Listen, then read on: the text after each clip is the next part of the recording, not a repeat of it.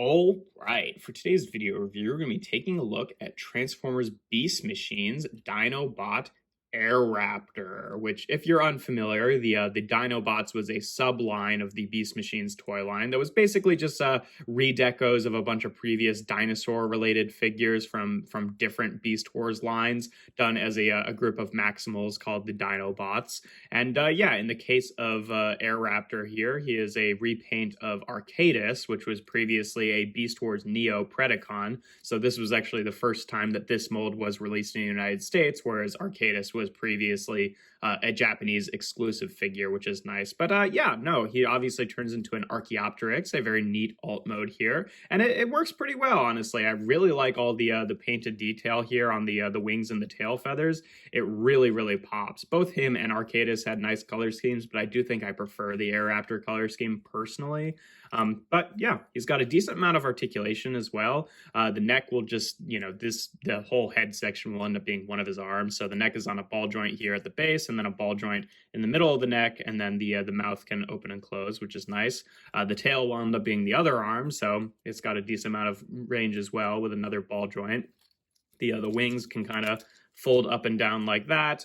The legs here are a little bit limited. They will end up being the robot mode legs, but these pieces that are obviously the robot mode feet kind of get into the way, so you can't do a whole lot with the hips, but he does have a knee here and then a hinge at the foot. The legs are honestly a little bit too beefy, but it's fine. I think that he kind of gets away with it just because, compared to existing non-extinct animals, people aren't as familiar with the proportions and body shape of an Archaeopteryx of all things. It's even not one of the well-known like prehistoric animals. So yeah, I think it works pretty well, and honestly just the paintwork on the feathers goes a long way towards making this guy look really nice.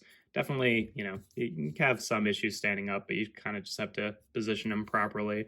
But yeah, in terms of comparisons in this mode, just for a standard size comparison, here he is with a Kingdom Sideswipe, so you can see what he looks like an average size deluxe there. And here he is with Golden Disc Pterosaur, so you can see what he looks like with another, avian dinosaur. I don't know that technically pteranodons, pterosaurs, or whatever, or archaeopteryxes are technically dinosaurs, but prehistoric flyy things, that's what the two of them look like together. But yeah, to get onto transformation, he's got some neat stuff going on here. Actually, no, before transformation, he does have one gimmick that's kind of neat, is you notice that he's got these little like separate feathers down here, and he's got these latches up here where if you extend them out, it kind of drops these as if they were like bombs or something, and then once this is extended out, you can take this section here with the like hand and hinge it open like that to reveal a little gun, which looks really weird and freaky, but there's a couple neat gimmicks going on there. I guess after you extend those out, you can latch them back in, so it looks maybe slightly less ridiculous to have the guns pointed out like that. But either way, it's kind of silly. I do think that the the sort of like bomb drop gimmick is kind of neat. Either way, it's a fun gimmick. It's not too obtrusive considering where these end up in robot mode, but yeah, worth showing off, but it's nothing to really write home about. It's kind of neat, but also kind of weird, so I I don't really use it all that often, but that's one of the gimmicks for the figure there. But yeah, to get onto transformation, you basically want to take the lower section of his legs and fold them onto the back of his legs and extend them out, which can help fold out this part of the legs, and then you can kind of just rotate around the foot on the ball joint like that, and that will be his robot mode legs there. And then once that's all said and done, you can take the entire top section, rotate it just 90 degrees. Then you want to take this arm, rotate it around at the ball joint so the shoulder is oriented properly, and then rotate down the rest of the head so it's kind of sitting properly. Then you can bring this section down, and then you can take this tail feather, it kind of slides out on this little gear mechanism. Now, this is a part of the figure that I'm missing. He used to have a gun here so that when you rotated the tail feather around in a direction, which doesn't seem to be working, there we go.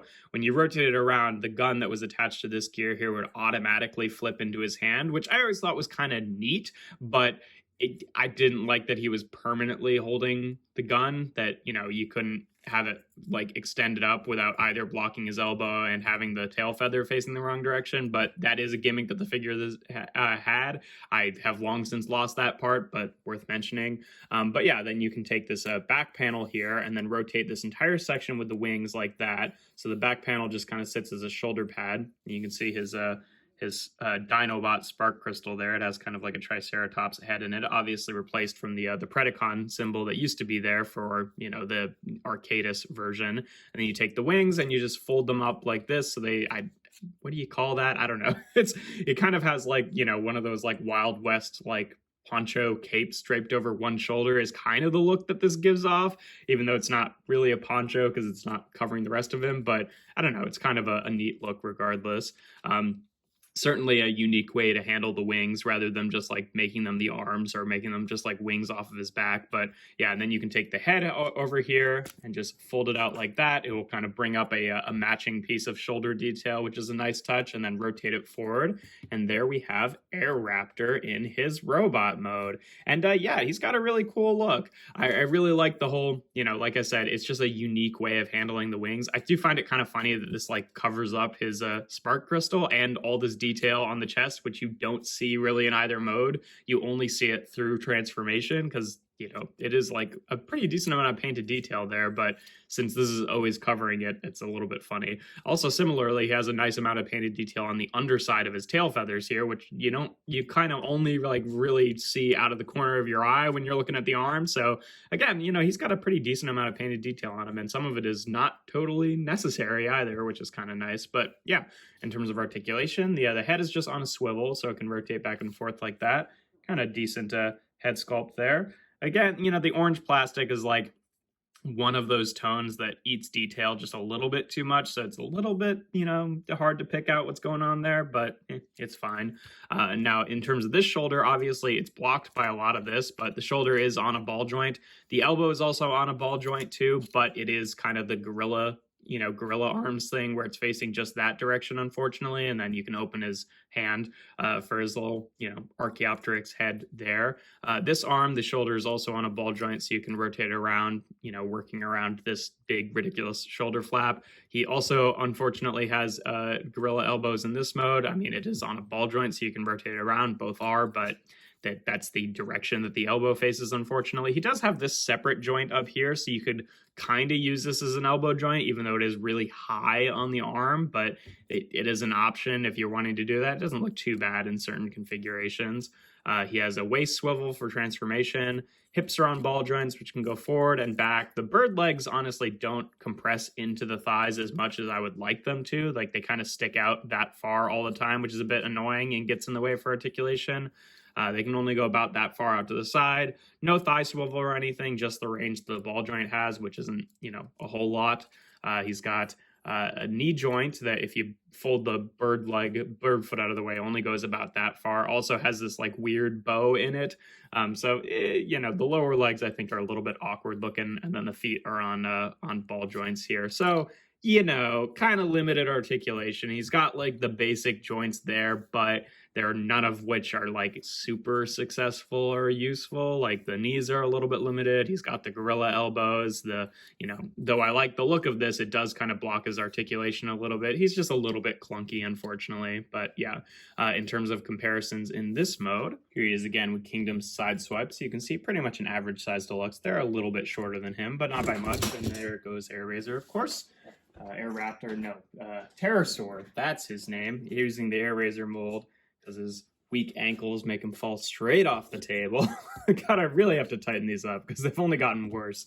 Yeah, that's what the two of them look like together. So you can see the two prehistoric avian creatures there together. He's a little bit worse for wear after falling off the table, but that's what they look like together. But yeah, that's pretty much all there is to Airraptor. I personally like this version better than the Archaeopteryx version, but also, you know, just back in the day, it was a lot easier to track down since it wasn't actually a Japanese exclusive figure. You know, I got this guy a while ago, so I don't know if that's the case anymore, but I would assume that it's still easier to get this version of him.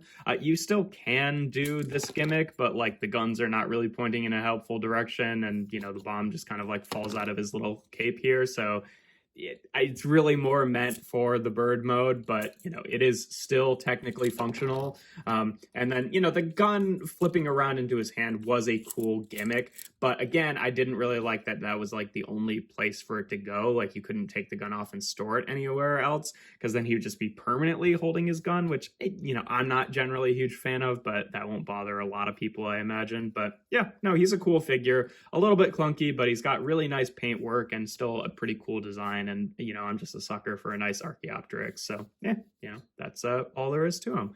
If you enjoy my videos, make sure to leave a like and consider subscribing to the channel. I do reviews every Tuesday, Thursday, and Sunday. Make sure to check me out on my Instagram account at toys.n.art. And without further ado, here we have Transformers Beast Machines Dinobot Airraptor.